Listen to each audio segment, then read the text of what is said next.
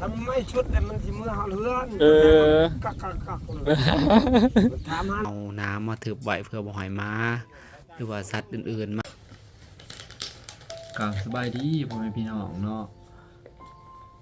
คลิปนี้เฮาก็สิมาเว้าเรื่องการเสียชีวิตมือแปลกนะมื้อไว้ว่ามื้อนี้ก็เป็นแรม15ค่ำอยู่เมืองลาวก็สิเอิ้นว่าวันศีลดับนะพี่น้องวันศีลดับมันเป็นวันดีชังและวันบ่ดีชังอย่างนึงพี่น้องเลยเพิ่นก็เลยว่าปกตินะคนตายนะตายวันเสียชีวิตวันปกตินะวันทั่วไปบ่แม่นวันศีลดับนะพี่น้องเพิ่นจะปงปกติแล้วก็อยู่กินอยู่ทานนำปกติ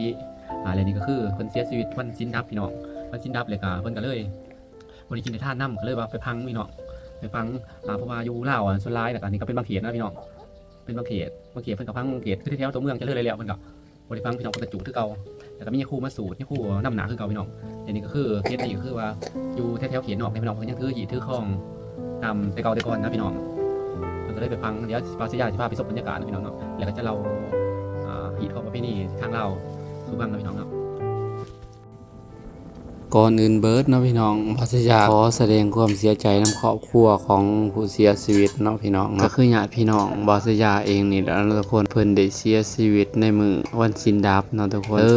ได้ต้องได้ฟังเลยบ่ได้จุพี่น้องเพราะว่าทางหีดข้องทางบ้านเพิ่นถือกันมาในนี้คนตายหูงตายอุบัติเหตุตกอกไม้ผูกคอตายนะพี่น้องก็ต้องได้พังเบิดพี่น้องว่าตายหูงตายบ่ได้เจ็บได้สู้นะพี่น้องเพิ่นก็ได้พังแล้วก็3 ปีจึงได้เฮ็ดบุญนำพี่น้องแต่ว่าเคสนี้นะเพิ่นเจ็บเพิ่นโซ่พี่น้องเสียชีวิตวันศีลดับซื่อๆพี่น้องก็เลยต้องได้ฮุบหอบมาบริกินได้ทานนำพี่น้องก็บ่ได้มาบริจาคนะก็เลยมาปาเลยนะทุกคนมาเอามาฟังเลยยะคู่บ่ได้นำนะพี่น้องถ้าว่าคนตายทั่วไปปกติแล้วนะเพิ่นจะเอายะคู่มาสูตรแล้วก็ยะคู่มาจูงให้ลูกหลานแล้วก็บวชนำทุกคนแท้หัวบวชนำแล้วก็จูงทรงตะการพี่น้องอยู่ลาวนะบ่ฮู้ว่าอยู่ไทยเพิ่นก็ถือนี่อยู่บ่บางเขตพี่น้องส่วนผู้ใดฮู้คอมเมนต์บอกเด้อทุกคนเด้อ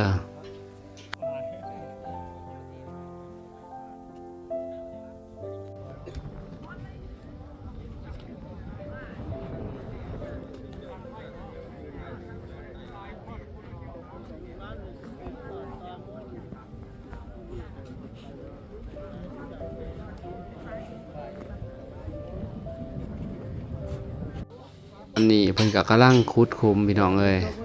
ขุดคุมเพื่อจะเอาศพลงไปไว้อีหลุมก่อนเพิ่นสิมาขุดหลุมกับพี่น้องเพิ่นก็เลือกหม่องเลือกบอนได้เพิ่นก็เอาไข่มาโยนพี่น้องถ้ามันแตกหม่องใดเพิ่นก็ขุดหม่องนั้นพี่น้องเอ้ยแล้วก็พี่น้องลูกหลานของเพิ่นแหละเพิ่นก็ลงไปขุดลงไปประมาณเมตรกว่าๆเลยพี่น้องเมตร50เมตร70พี่น้องเอ้ยจนพุ่นแหละว่าเลิกพอสมควรจำเพิ่นเคยปฏิบัติกันมาหลังจากได้ที่เรียบร้อยแล้วก็เพิ่นก็เอาศพลงไปพี่น้องเอาศพลงไปเอาหีบลงไปในหลุมที่ว่าขุดนั่นแหละพี่น้องแล้วก็เพิ่นก็เอาน้ำออกเผาลาดหน้าโลงเพิ่นจะบ่ได้ไขโลงเด้อพี่น้องเด้อเพิ่นจะลาดอยู่เทิงพี่ก็ญาติพี่น้องแล้วเพิ่นก็โพดมะพร้าว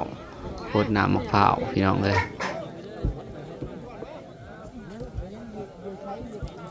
หลังจากนั้นก็สำเร็จที่ว่าเอาหีบลงหลุมแล้วญาติพี่น้องหรือว่าหมู่เพื่อนที่เคยฮักแพงกันเพิ่นก็มาส่งสการมื้อสุดท้ายเพิ่นก็ได้มา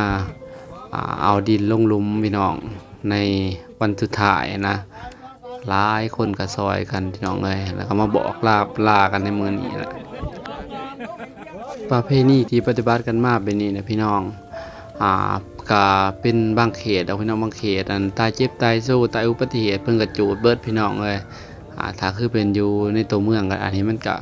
เขตนอกตัวเมืองแหละเพิ่นก็ยังถือหีบถือข้องนี่พี่น้องเลยตายอันนี้เพิ่นตายเจ็บตายโซ่เด้อพี่น้องเด้อเพิ่นโซ่มากหลายเดือนแล้วแหละแล้วก็มาฮอดมื้อนี้เพิ่นก็ได้เสียชีวิตหลังจากที่ว่าเอา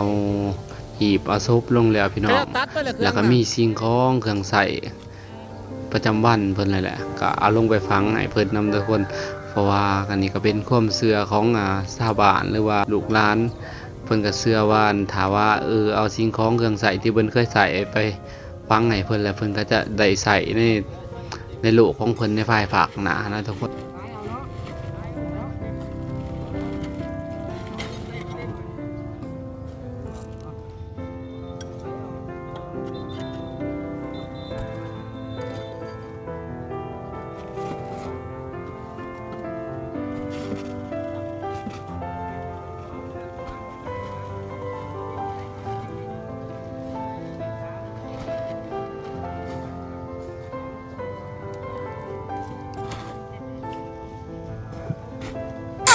หลังจากที่ว่าเพิ่นเอาสิ่งของเครื่องใช้ลงไปแล้วเพิ่นถมดินและเพียงให้เพียงแล้วก็เพิ่นก็จะนำเอาน้ำทุกคนเอาน้ำลงมาทึบใส่หนาที่ว่าหนาดินที่ว่าฝังศพลงไปแล้วเนาะเพิ่นก็เอาน้ำมาใส่เพื่อว่าบ่ให้ม้าหรือว่าสัตว์มาขวัดมาเคียนะพี่น้องเพราะว่าหลายมื้อหลายวันไปมันก็กินขึ้นมานะพี่น้องมันจะมีกลิ่นขึ้นมาแล้วเพิ่นก็เอาน้ำมาทึบไว้เพื่อบ่ให้ม้าหรือว่าสัตว์อื่นๆมาขวัดมาเคียถ้าเว้าเป็นแบบสมัยแต่ก่อนตะกี้นะพี่น้องเพิ่นก็มีการเชื่อถือแบบว่าบ่ให้พวกผีสางที่ว่าผีปอบผีโฟ้งผีหยังก็ช่างนะมาไก่น้ำเพราะว่าผีกระสือเปรียบเทียบจังซี่นะพี่น้องมาไก่เพิ่นก็กันไว้บ่ให้มาสอกับศพอันนะพี่น้องป้องกันไว้แล้วก็หลังจากถมแล้วไปแล้วเนาะพี่น้องเพิ่นก็จะแต่งผ้าขาวผ้าหนาม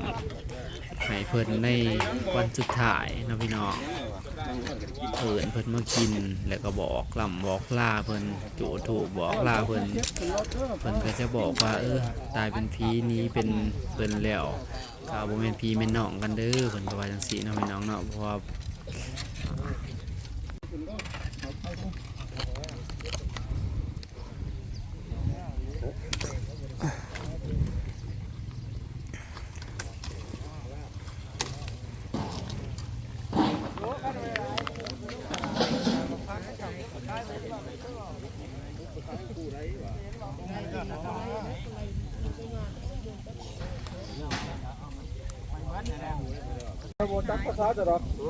เราลืมแล้ว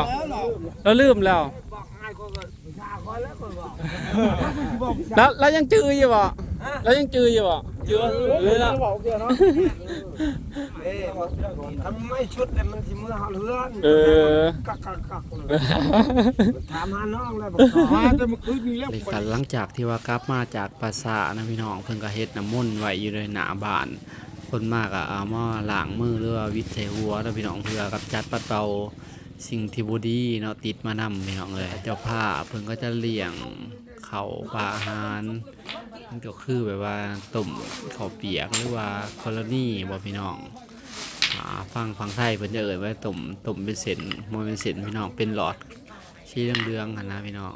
ทางฝั่งไทยเพิ่นว่าจังไดเนาะอันนี้ถ่ายสุดท้ายฝากพี่น้องกดไลค์กดติดตามคอมเมนต์เป็นกำลังใจเพื่อจะได้คลิปใหม่ทุกคนได้เบิ่งได้ชมเด้อ